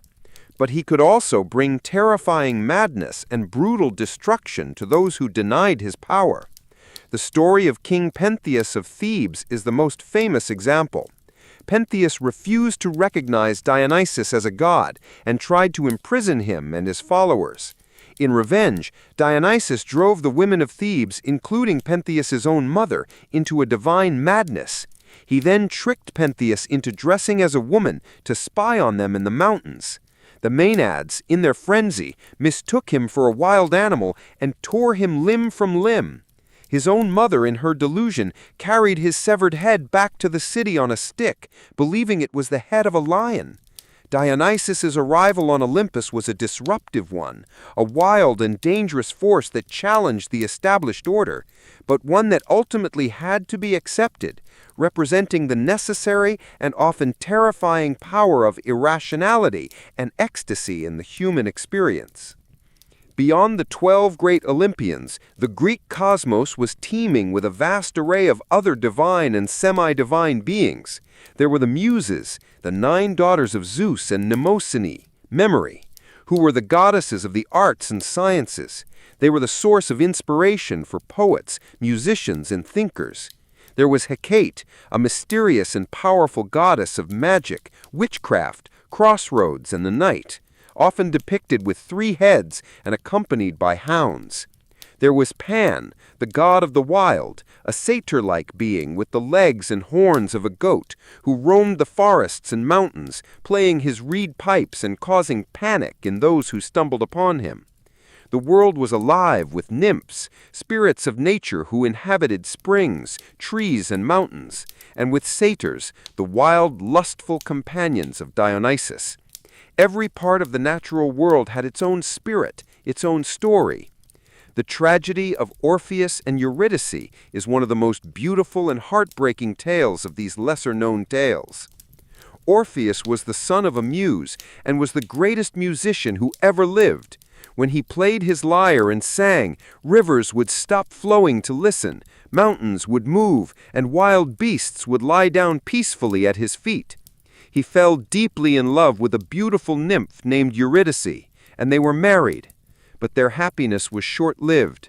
On their wedding day, Eurydice was bitten by a viper and died, her soul descending to the underworld. Orpheus was consumed by a grief so profound that he decided to do what no mortal had ever done before. He would journey to the land of the dead and bring his wife back to the living. With his lyre, he charmed his way past all the guardians of the underworld. His music soothed the savage heart of the 3-headed Cerberus. He sang for Charon the ferryman, who carried him across the river Styx for free. He stood before the thrones of Hades and Persephone and sang of his love and his loss. His music was so filled with sorrow that the hardened hearts of the king and queen of the underworld were moved. The Furies wept. The tormented souls in Tartarus briefly forgot their suffering. Hades agreed to let Eurydice return to the world of the living, but on one condition. Orpheus had to walk ahead of her and could not look back to see if she was following until they were both fully in the sunlight. He agreed to the condition and began the long, dark journey back up to the world of the living. He could hear her faint footsteps behind him, but he could not see her. The path was steep and treacherous. As he walked, doubt began to creep into his mind. Was she really there? Had the gods tricked him? The silence behind him was unnerving. He was almost there. He could see the light of the sun ahead. He stepped out of the darkness and into the world, but in his desperate joy and anxiety, just one moment too soon, he turned around to look at his beloved. He saw her shade, her form still in the shadows of the underworld, her arms reaching for him as she was pulled back into the darkness forever. With a final whispered farewell, he had failed. He had lost her a second time due to a single moment of human weakness. Orpheus returned to the world a broken man, shunning all human company and playing only songs of sorrow on his lyre until he was eventually torn into pieces by a band of wild Maenads, his head floating down a river, still singing. Even darker were the stories of cursed families, where the sins of an ancestor would plague their descendants for generations. The most infamous of these was the curse on the house of Atreus, the family of Agamemnon and Menelaus. The curse began with their ancestor, Tantalus, a king who was a favorite of the gods. In an act of supreme arrogance, he decided to test their omniscience. He killed his own son, Pelops, chopped him up, cooked him in a stew, and served him to the gods at a banquet. The gods, of course, were not fooled. They were horrified. They reassembled Pelops and brought him back to life, replacing the shoulder that one goddess had accidentally eaten with a piece of ivory. For his crime, Tantalus was condemned to the eternal torment in Tartarus that bears his name, forever tantalized by food and drink he could never have. But his crime also placed a terrible curse on his entire family line. His son Pelops, his grandsons Atreus and Thyestes, and his great-grandsons Agamemnon and Menelaus would all be caught in a horrifying cycle of murder, betrayal, incest, and cannibalism. Atreus and Thyestes fought over the throne of Mycenae.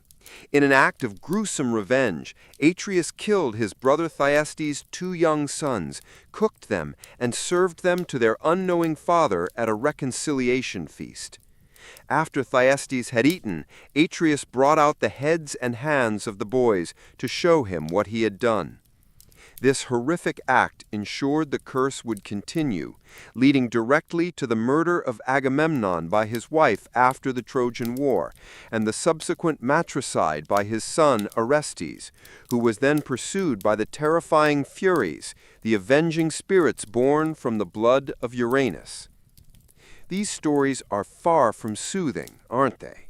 They are the nightmares of the ancient world, cautionary tales about how pride, ambition, and the thirst for revenge can destroy not just individuals, but entire families for generations to come. Yet, even in the darkest of tales, the Greeks found beauty and meaning, often looking to the night sky to see their stories immortalized. Many of the constellations we know today were, for them, the final resting places of heroes and monsters, a celestial map of their mythology. The great hero Heracles was placed in the stars as a constellation. Callisto, a nymph and follower of Artemis who was tricked by Zeus and bore him a son, was turned into a bear by a jealous Hera. Years later, her own son, now a young hunter, almost killed her, not recognizing her in her animal form. To save them both from this tragedy, Zeus turned them both into constellations, Ursa Major and Ursa Minor, the Great and Little Bear, so they could be together forever in the sky. The twin heroes, Castor and Pollux, who were so devoted to each other, were immortalized as the constellation Gemini. Even the monsters had their place. The Nemean lion became the constellation Leo, and the Hydra, the multi-headed serpent, was placed in the heavens as well. Every night, as the Greeks looked up, they didn't just see points of light. They saw the epic drama of their gods and heroes playing out across the vast, dark stage of the cosmos, a comforting and awe-inspiring reminder that even the smallest life is part of a grand, eternal story. And as you feel yourself drifting further, let that starry sky be your canopy, each constellation a story, each star a memory of a time when the world was full of magic and wonder, a perfect, peaceful silence descending as you finally fall into a deep, untroubled sleep.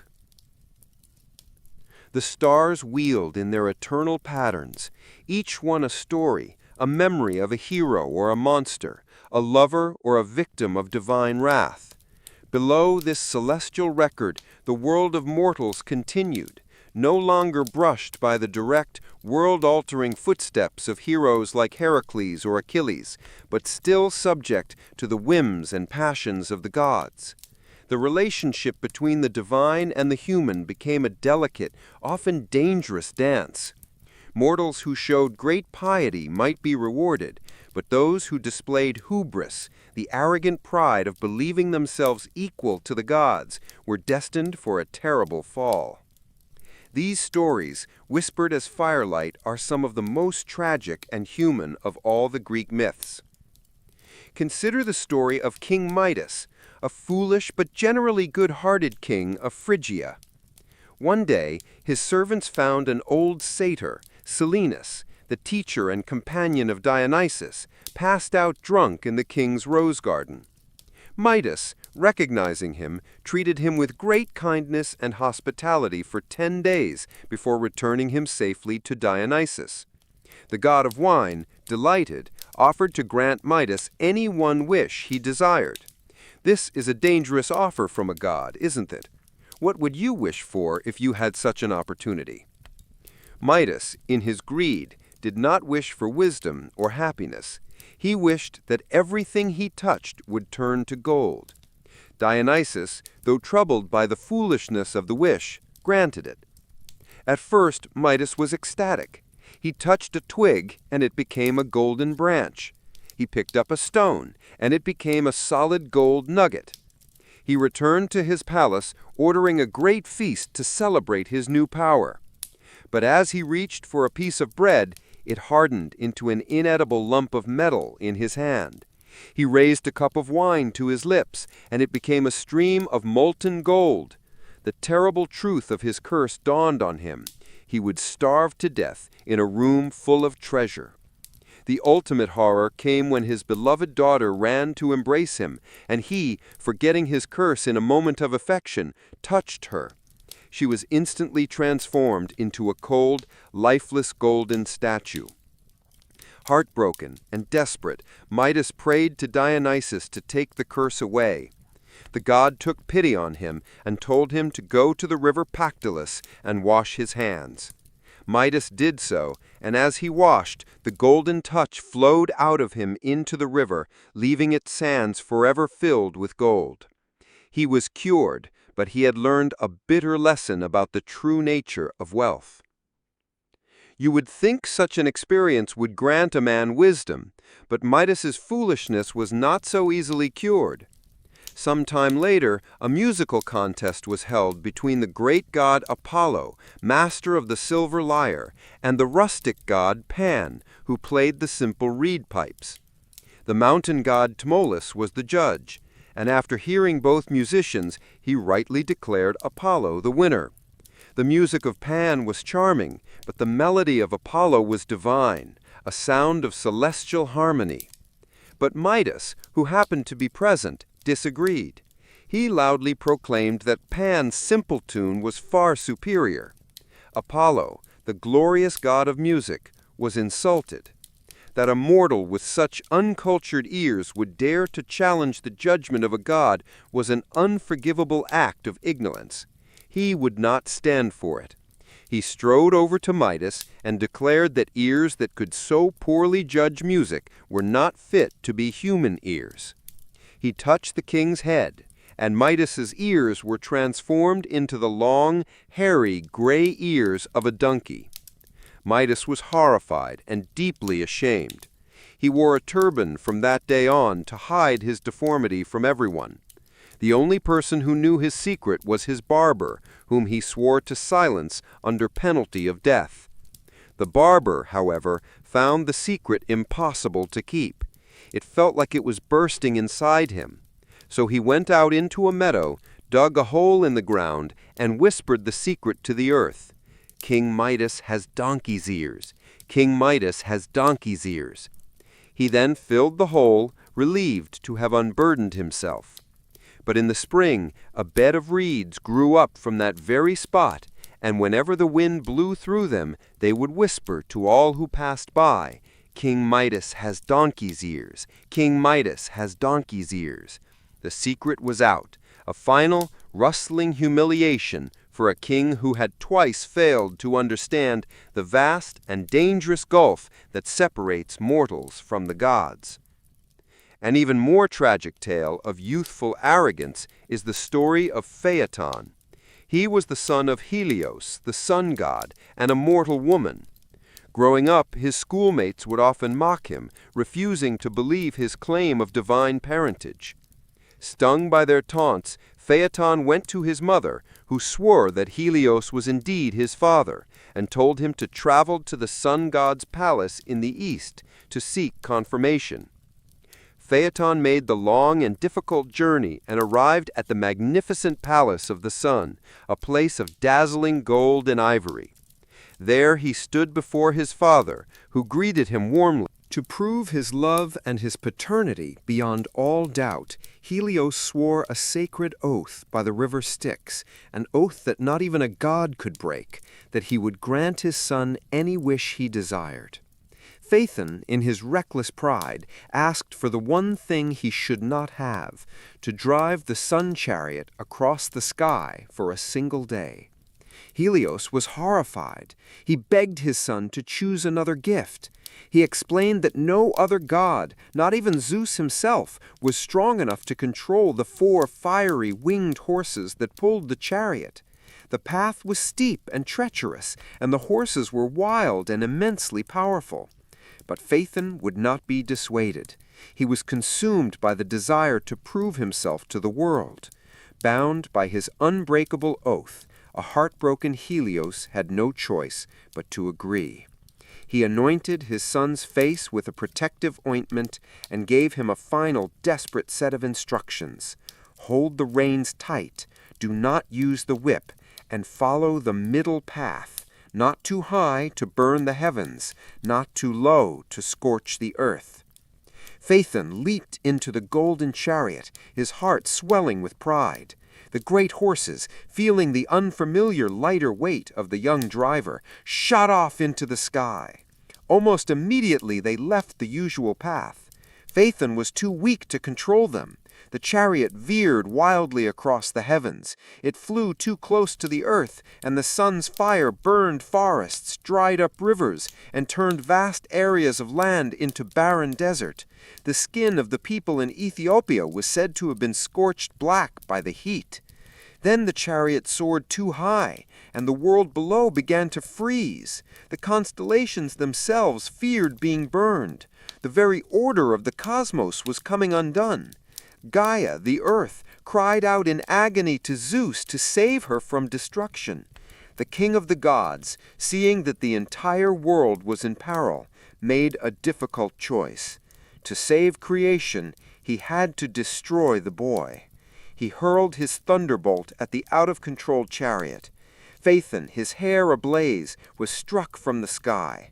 He fell like a shooting star, plunging into the river Eridanus below. His sisters, the Heliades, came to the riverbank to mourn him, and their endless weeping turned them into poplar trees, their tears hardening into amber. It is a story of profound sorrow, a tale of a father forced to watch his own son's destruction, and a timeless warning that ambition without wisdom and power without control can lead only to catastrophe. The tale of Daedalus and Icarus is perhaps the most famous of these stories of human ambition and tragic downfall. Daedalus was a brilliant inventor and craftsman from Athens, so skilled that his statues were said to look as though they were alive. But in a fit of professional jealousy, he murdered his own talented nephew and was exiled from Athens. He found refuge in Crete at the court of King Minos, where his genius was put to work. It was Daedalus who designed the great labyrinth to house the Minotaur, and it was he who gave Ariadne the idea for the ball of thread that helped Theseus escape. When King Minos discovered Daedalus's role in the hero's success, he was furious.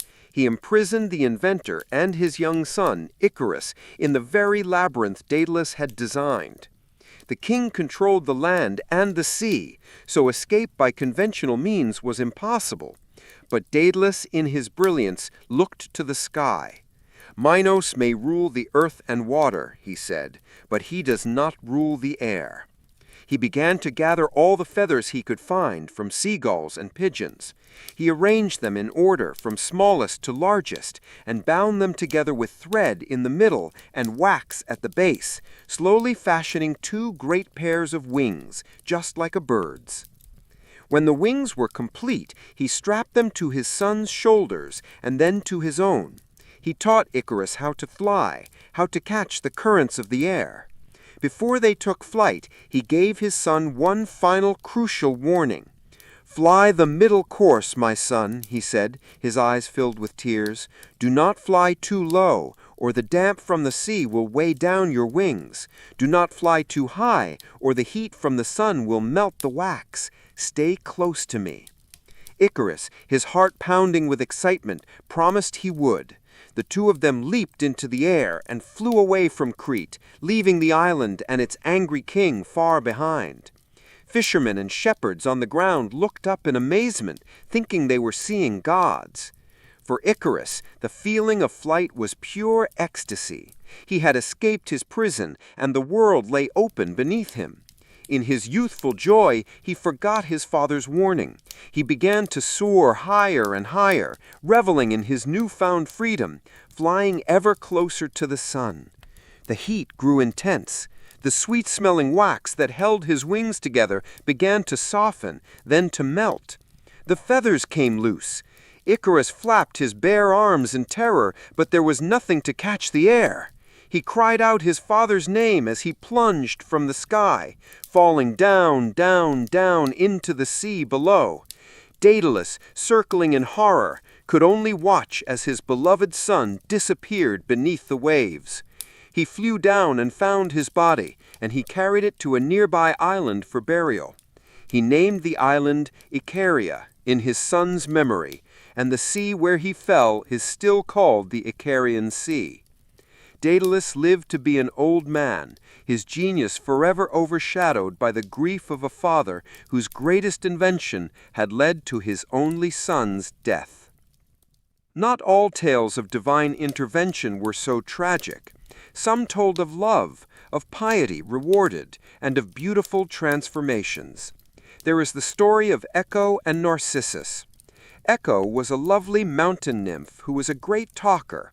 Hera, annoyed that the nymph's constant chatter distracted her from catching Zeus with other nymphs, cursed her so that she could no longer speak her own thoughts, only repeat the last words she heard. One day, the beautiful young hunter Narcissus was walking in the woods. Echo saw him and fell in love instantly, but her curse meant she could not speak to him. She followed him silently through the forest. When Narcissus became separated from his friends, he called out, "Is anyone here?" And Echo joyfully replied, "Here." Confused, he called, "Come," and she replied, "Come." She finally revealed herself, rushing to embrace him, but Narcissus was a youth of immense pride and cruelly pushed her away. Heartbroken, Echo fled and hid in a lonely cave, where she pined away from her unrequited love until all that was left of her was her voice, the echo we still hear in lonely places. But the gods would not let Narcissus's cruelty go unpunished. A goddess of vengeance heard the prayers of one of his spurned lovers and cursed him to fall in love with someone he could never have. One hot day, Narcissus came upon a perfectly still, clear pool of water. As he bent down to drink, he saw his own reflection and was instantly captivated. He fell deeply in love with the beautiful face staring back at him, not realizing it was his own. He could not leave the pool. He could not touch or hold the object of his love. He tried to speak to it, to kiss it, but it was only an image. Consumed by this impossible passion, he refused to eat or drink, and he slowly wasted away, dying on the bank of the pool. In the place where he died, a new beautiful flower sprang up, the narcissus, which still grows by the water's edge, its head bent down as if gazing at its own reflection. A happier tale of love is that of Pygmalion and Galatea. Pygmalion was a king and a brilliant sculptor on the island of Cyprus. He had become so disgusted by the flaws and vices of mortal women that he had resolved never to marry. Instead, he poured all his passion and skill into his art. He decided to carve a statue of the perfect woman from a flawless piece of ivory. The statue he created was so beautiful, so lifelike, that he fell in love with it. He named her Galatea. He would talk to her, bring her gifts of shells and flowers, dress her in fine clothes, and lay her in a soft bed, pretending she was real. His obsession was complete. During the festival of Aphrodite, Pygmalion went to the goddess's temple and prayed. He did not dare to ask that his ivory statue be brought to life, but he prayed for a wife who was the living likeness of my ivory girl. Aphrodite, the goddess of love, heard his prayer and understood his true desire. When Pygmalion returned home and went to his statue, he gave it its customary kiss. The ivory felt warm. He kissed her again, and the statue seemed to soften under his touch. Life flowed into the ivory. It became flesh and blood. The statue, Galatea, opened her eyes and looked upon her creator with love. Aphrodite had rewarded his true devotion, and Pygmalion and Galatea were married, their story a testament to the power of art and the boundless compassion of the goddess of love. Perhaps the most gentle of these tales is that of Baucis and Philemon, a story about the sacred duty of hospitality. One day, Zeus and Hermes disguised themselves as poor, weary travelers and came down to a town in Phrygia. They went from door to door, asking for food and a place to rest for the night. But the town was full of wealthy, hard-hearted people. One after another, they were turned away, the doors slammed in their faces. Finally, they came to a small, humble cottage at the very edge of town, thatched with reeds. This was the home of Baucis and Philemon, an elderly couple who had lived there their whole lives, poor in possessions, but rich in love for each other. They welcomed the strangers in without hesitation, offering them their only bench to rest on, and bustling about to prepare a meal. Though they had little, they shared everything. They brought out their treasured olives, cheese, and eggs. Philemon cut a slice from their small piece of bacon, and Baucis made a stew with vegetables from their garden. As they served the meal, they noticed something miraculous. The wine pitcher, no matter how many times they poured from it, was never empty. It refilled itself. They realized they were in the presence of gods and fell to their knees in fear, begging forgiveness for their meager offerings. The gods gently raised them and led them out of their cottage and up a nearby hill. As they looked back, they saw the entire town, which had rejected the gods, being consumed by a flood. Only their small cottage remained, and as they watched, It was transformed before their eyes into a magnificent temple with a golden roof and marble columns. Zeus then offered to grant them any wish. The old couple asked only that they could serve as the priests of the new temple, and that when their time came to die, they could die together, so that neither would have to live without the other. The gods granted their wish. They lived for many more years as guardians of the temple. One day, as they stood on the temple steps, old and frail, they saw leaves beginning to sprout from each other's bodies. They had time for one last farewell before they were transformed, Baucis into a linden tree and Philemon into an oak tree. Two different trees growing from the single trunk, standing side by side for all time, a symbol of their enduring love and piety. As the centuries passed and the power of Greece waned, a new empire rose to dominate the Mediterranean: Rome. The Romans, in their practical way, did not invent a new mythology from scratch. They encountered the rich, vibrant stories of the Greeks and adopted them as their own, weaving them into the fabric of their own culture. The great gods and goddesses of Olympus were given new Latin names. Zeus became Jupiter, the supreme god of the Roman state. Hera became Juno, his regal and often suffering wife. Poseidon became Neptune. Ares became Mars, a god far more respected in the warlike Roman society. Aphrodite became Venus. Hephaestus became Vulcan. Hermes became Mercury, and Artemis became Diana. The stories remained largely the same. The gods' personalities and adventures passed from one culture to another, a testament to their timeless power. These myths became the foundation of Western art, literature, and thought, their echoes found in the plays of Shakespeare, the paintings of the Renaissance, and even in the names of the planets that circle our sun. And so our long journey through the history of Greek mythology comes to a close. We have traveled from the formless void of chaos to the star-filled night sky. We have witnessed the birth of the world, the violent overthrow of gods, and the creation of humanity in all its flawed and fragile beauty. We have walked with heroes on their impossible quests, and sailed with them on dark and treacherous seas. We have stood before the walls of Troy and listened to the whispers of the oracle at Delphi. We have seen the awesome power of the gods, but also their very human jealousies, their rages, and their moments of profound compassion. These tales are more than just ancient fictions.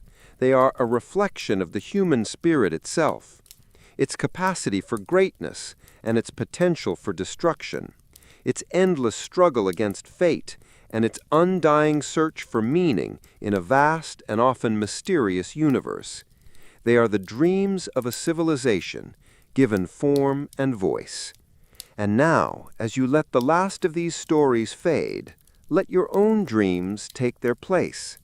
The world of myth is not so different from the world of sleep, a realm where reality softens, where time bends, and where the impossible can feel wonderfully, peacefully real. Let the echoes of these ancient tales be the gentle waves that carry you now into the deepest, most restorative sleep. Let the world of gods and heroes dissolve into the quiet darkness, and may you find rest, peace, and perfect tranquility until the morning comes. Good night.